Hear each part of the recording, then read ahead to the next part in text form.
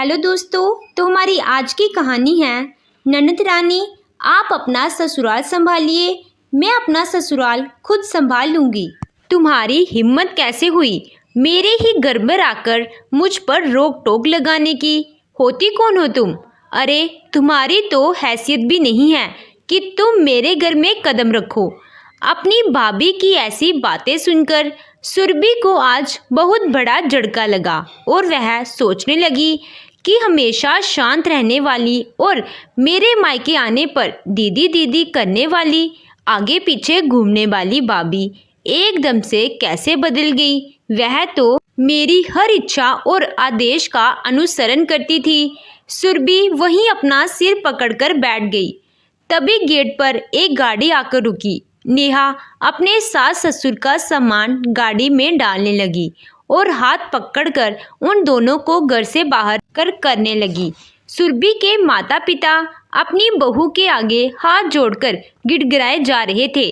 अपने माँ बाबूजी की ऐसी हालत देख सुरभि की आंखों में आंसू आ गए। भाभी, ये क्या बदतमीजी है? उन्हें घर से क्यों निकाल रही हो? ननद रानी, इस सवाल का जवाब देना मैं तुम्हें ज़रूरी नहीं समझती, और अगर तुम्हें इतनी ही तकलीफ हो रही है तो इन्हें अपने साथ क्यों नहीं ले जाती? तुम्हें क्या लगता है कि मैं इतनी पढ़ी लिखी एजुकेटेड लड़की इन बूढ़े बुढ़ियों की सेवा करूं?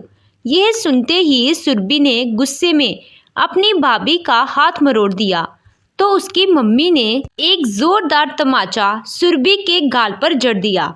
अपनी मम्मी का ऐसा रूप देख सुरभि बेचैनी रह गई। खबरदार, मेरी बहू को हाथ भी लगाया तो।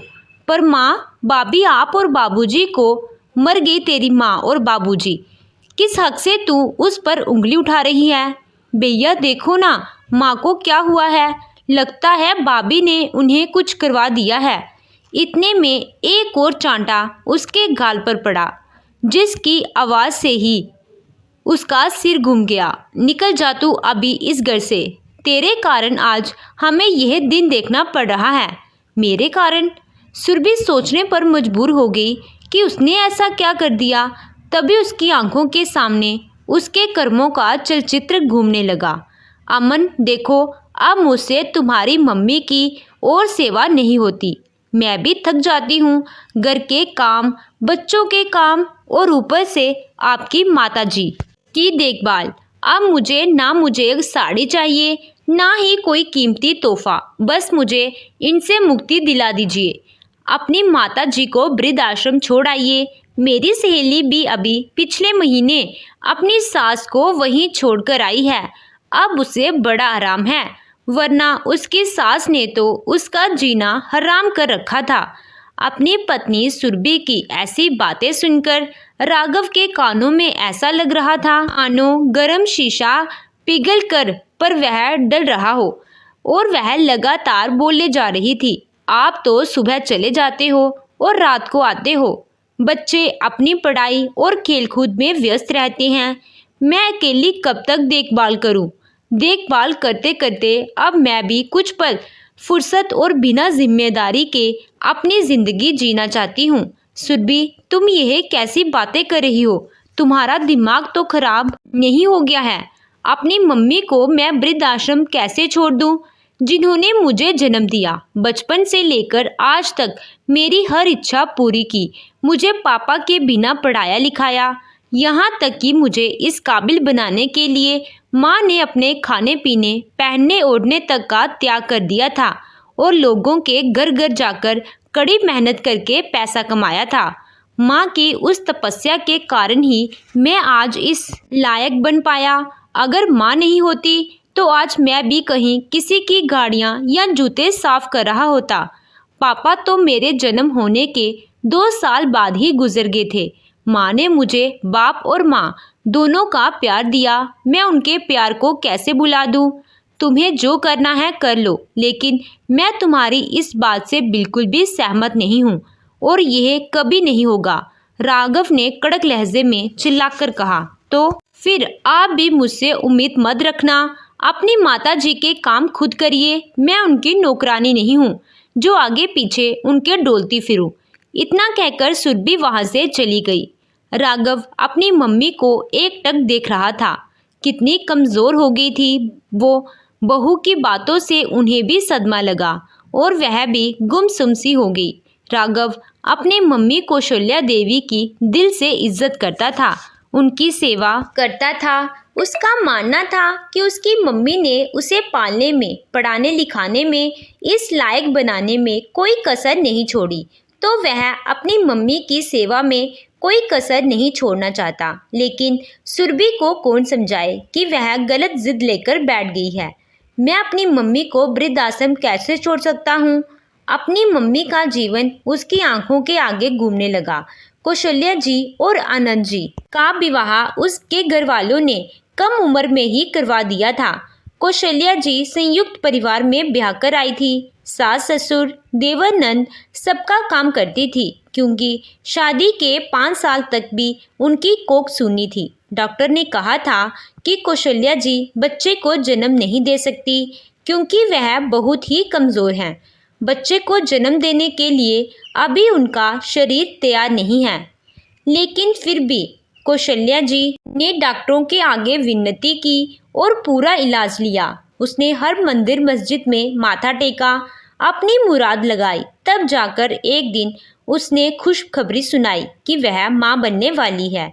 यह खबर सुनते ही पूरे परिवार में खुशियाँ छा गई। आनंद जी ने 9 महीने तक अपनी कौशल्या जी का बहुत ख्याल रखा और एक दिन राघव के आने से घर में खुशियाँ ही खुशियाँ छा गई। माता पिता, दादा दादी सबका लाडला था राघव। लेकिन ये खुशियाँ भी ज़्यादा दिन ना रही। एक दिन आनंद जी अपने काम से फैक्ट्री जा रहे थे, तो रास्ते में ही उनका एक्सीडेंट हो गया और उनकी तुरंत ही मौत हो गई। पूरे घर की खुशियाँ मातम में बदल गई। जैसे तैसे करके कौशल्या जी को उसके माता पिता और सास ससुर ने संभाला। अब पूरे घर की जिम्मेदारी उन्हीं के कंधों पर आ गई थी। देवर ननद अपनी गृहस्थी में रम गए थे। सास ससुर बूढ़े और बीमार थे, तो अब उनसे काम होता नहीं था। फिर भी कौशल्या जी राघव को अपनी दादी की गोद में छोड़कर पूरे दिन घर घर काम करके रहती थी। उन्हें बहुत समझाया कि बहू, तुम दूसरी शादी कर लो, तेरा अभी पूरा जीवन पड़ा है। आखिर हम भी कब तक बैठे रहेंगे। उस नन्हे से बच्चे को भी पिता का साया मिल जाएगा और हम सबकी चिंता मुक्त हो जाएगी। लेकिन वह नहीं मानी और बोली कि अगर मैंने दूसरी शादी कर भी ली तो क्या वह मेरे बच्चे को अपना प्यार दे पाएगा। उस घर में उसे हमेशा सौतेलापन महसूस कराया जाएगा। दुनिया भर के ताने और ठोकरें खाने के लिए मैं उसे नहीं छोड़ सकती और ना ही मुझे किसी के सहारे की ज़रूरत है। अपने बच्चे को मैं खुद अकेली पाल लूँगी। राघव को माँ और पिता दोनों का ही प्यार मैं अकेले दूंगी। मैं उसके जीवन में हमेशा हर मोड़ पर उसके साथ रहूंगी और उसकी अच्छे से परवरिश करूंगी। कौशल्या जी के सास ससुर माता पिता समझाकर हार गए थे कि बुढ़ापे में बच्चे नहीं, पति और पत्नी ही एक दूसरे का सहारा होते हैं। पर कौशल्या जी समझने को तैयार ही नहीं थी। सास ससुर भी एक उम्र के बाद इस दुनिया को अलविदा कह गए।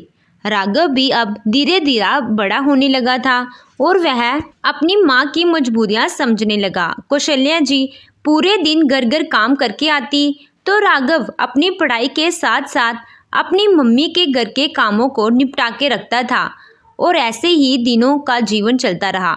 कौशल्या जी को उम्र के साथ कई बीमारियों ने घेर लिया था। कहने को वह अंदर से खुश रहती थी, लेकिन अकेलापन ने उन्हें अंदर तक तोड़ दिया था। आखिरकार राघव की मेहनत रंग लाई और वह पढ़ लिख कर एक अच्छे ऑफिस में नौकरी करने लगा। उसने धीरे धीरे करके अपनी माँ का काम कराना बंद कर दिया था। अब वह अपनी माँ का खूब ध्यान रखता, लेकिन अकेले घर में समय काटना कितना मुश्किल हो जाता है, ये बात एक औरत ही जान सकती है। एक दिन कौशल्या जी का मन हुआ कि वह अपने छोटे भाई के यहाँ कुछ दिन रहने जाए और वहाँ रहकर जब वह अपने भाई के यहाँ पहुँची तो उन्हें देखकर कोई खुश नहीं हुआ। एक समय का खाना खिलाकर भाई की पत्नी ने पूछ लिया कि दीदी, आप यहाँ कब तक रुकोगी। उधर से भाई ने भी पूछा, दीदी रात रुकोगी या चली जाओगी। कौशल्या जी भैया भाभी का व्यवहार देखकर उसी दिन शाम को लौट आई। बाई ने झूठ मूठ का भी ना रोका कि आप रुक जाओ। कौशल्या जी की कोई बहन नहीं थी जो वह जा सकती थी। कौशल्या जी ने जीवन भर इतना काम किया कि अब उनके हाथ पैर ही टिक गए थे। अब इस घर को एक बहू की जरूरत थी जो घर आकर संभाले। इसीलिए राघव के लिए लड़की ढूंढी जाने लगी और सुरभि को उसने पसंद किया। सुरभि भी खुश थी कि वह घर पर राज करेगी। राघव सुरभि की शादी हो गई। घर मेहमानों से भरा हुआ था। सब एक एक करके जाने लगे। अब घर में दिन भर सुरभि और उसकी सास ही रहती थी। राघव सुफा का ऑफिस गया शाम को ही घर आता था। सुरभि को भी सब अच्छा लगता था क्योंकि कौशल्या जी तो अपने ही कमरे में रहती थी, ज़्यादा बहू को परेशान नहीं करती। राघव का भी परिवार बढ़ गया था तो बच्चे हो गए। अब उन दोनों बच्चों का काम भी बढ़ गया था। कौशल्या जी अपने पोता पोती को पूरे दिन संभाल लेती तो सुरभि घर के साफ सफाई से लेकर बर्तन कपड़े करती थी। अब इतना पैसा तो नहीं था कि एक नौकर रख ले। जब भी सुरभि बच्चों का मनपसंद कुछ बनाती तो कौशल्या जी वह खाना नहीं खाती थी क्योंकि वह तला भुना और ज़्यादा मसालेदार होता था तो उस खाने से उनकी तबीयत खराब हो जाती। इसीलिए उनके लिए अलग से बनाना पड़ता था। धीरे धीरे अब सुरभि को उनका काम बोझ लगने लगा था। वह भी अब आज़ादी से रहना चाहती थी। वह रोज शाम को घर से थोड़ी दूर बगीचे में घूमने निकल जाती। वहीं उसकी मुलाकात रीना से हो गई थी। साथ घूमते घूमते दोनों में दोस्ती हो गई थी। अब क्या बताऊं बहन तुझे, मेरे घर में एक बूढ़ी सास है, पूरे दिन अपने कमरे में पड़ी रहती है। थोड़ा सा भी मुझे काम का सहारा नहीं मिलता। पूरे दिन अकेले काम कर करके थक जाती हूँ, कहीं घूमने भी नहीं निकल पाती। सुरभि दुखड़ा रोती तो रीना ने उसे उपाय बताया कि उसने 3 महीने पहले ही अपनी सास ससुर को वृद्धाश्रम पहुंचा दिया है। तू भी अपनी सास को वृद्धाश्रम पहुंचाकर मुक्ति पा ले। तब से सुरभि ने जिद पकड़ ली। लेकिन राघव सोच रहा था कि वह अपनी मम्मी को वृद्धाश्रम कैसे छोड़ दे। लेकिन सुरभि नहीं मान रही थी और जिद पकड़ कर बैठ गई। जब राघव नहीं माना तो वह अपने मायके चली गई और साथ ही धमकी दे गई कि अगर अपने माँ को वृद्धाश्रम नहीं छोड़ने गया तो वह घरेलू हिंसा के केस में तुम्हारी माँ को अंदर करवा देगी। राघव अपनी माँ को लेकर चिंतित रहने लगा तो अपने बेटे को की ऐसी हालत कौशल्या जी से सब देखा नहीं गया। उसने राघव को समझाया कि अब उनकी जिंदगी का कुछ पता नहीं, पर तुझे तो बहू के साथ रहना है, इसीलिए तू मेरी चिंता मत कर और मुझे छोड़कर आ वृद्धाश्रम। सुरभि की लगातार मिल रही धमकियों के कारण राघव अपनी माँ को वृद्धाश्रम छोड़ आया, पर उसका मन उसे धिक्कार रहा था। अगले दिन जब वह अपनी पत्नी को लेने ससुराल पहुंचा तो देखा उसकी पत्नी सुरभि वहां रो रही थी और अपने आप को कोस रही थी। वह मायके तो आ गई थी पर उस घर पर उसके वृद्ध माता पिता चिंतित थे। सुरभि क्या हुआ? राघव ने पूछा तो सुरभि ने रोते हुए कहा, भाभी रूठ कर मायके चली गई है और जिद पकड़ी कर बैठी है कि अम्मा बाबूजी को घर से निकाल कर वृद्धाश्रम छोड़ आए। अब भाभी से इतने लोगों का काम नहीं होता है और इतनी सेवा भी नहीं होती है। भला ऐसे कैसे हो सकता है? मेरे बाबूजी ने खून पसीने से यह घर बनाया है और उन्हें ही घर से निकाला जा रहा है। अम्मा ने अपने जीवन के कितने साल इस घर को दे दिए। हम भाई बहन को पाला, हमारी इच्छा पूरी की, हमारा हर सपना पूरा किया। इतने चाव से बहू लाई थी। क्या इसी दिन के लिए बहू लाई थी? ऐसी लड़कियों के तो अक्ल ठिकाने लाने चाहिए जो अपने सास ससुर के साथ ऐसा करती हैं। सुरभि अपनी भाभी को कोसे जा रही थी और लगातार उससे दोष दे रही थी। राघव यह सुनकर मुस्कुराया। फिर तो तुम्हें भी दंड मिलना चाहिए। अपने अम्मा बाबूजी का इतना दर्द आ रहा है और यह भूल गई कि तुम अपने मायके क्यों आई हो। मैं कल ही माँ को वृद्धाश्रम छोड़ कर आया हूँ। कितना मजबूर कर दिया था तुमने मुझे वह सब करने के लिए, और मैं तुम्हें यह सब बताने आया हूँ कि मैं बच्चों को भी अनाथ आश्रम छोड़ाऊंगा। अब तुम मज़े से अपने मायके में रहो और अपने अम्मा बाबूजी की सेवा करो। राघव की बातें सुनकर सुरभि को कुछ ध्यान आया। बात तो सासू माँ को वृद्धाश्रम छोड़ने की थी, फिर बच्चों को अनाथालय में क्यों छोड़कर आओगे? अभी उनके माता पिता जिंदा हैं, उन्हें पाल लेंगे। आप भी कैसी बातें कर रहे हो? मैं अब घर चलने के लिए तैयार हूँ। सुरभि सामान पैक करने लगी तो उसकी बातें सुनकर उसकी मम्मी बोली, बेटी तेरे दुष्कर्म तेरे मायके में भारी पड़ गए हैं। तेरी भाभी को पता चला कि तू यहाँ क्यों आई है तो वह भी मेरे बेटे से जिद करने लगी।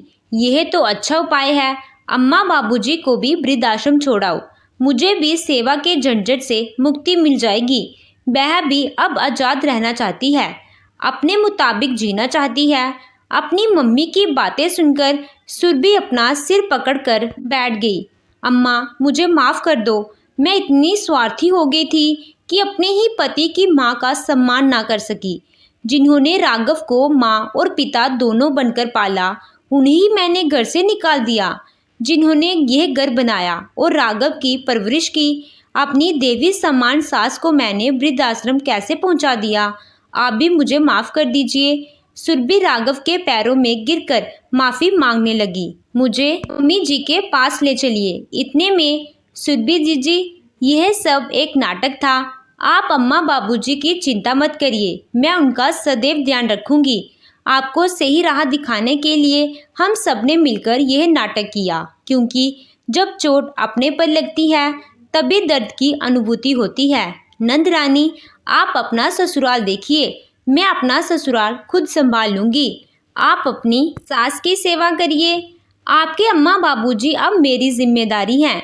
सुरभि राघव के साथ अपनी सास को लेने पर आश्रम पहुंची तो अपनी माँ की ऐसी हालत देख दौड़कर राघव ने उन्हें गले से लगा लिया। सुरभि भी अपने सास के पैरों में गिरकर गिड़गिड़ाने लगी, मम्मी जी मुझे माफ़ कर दीजिए। आज के बाद ये आपकी बहू कभी आपको शिकायत का मौका नहीं देगी।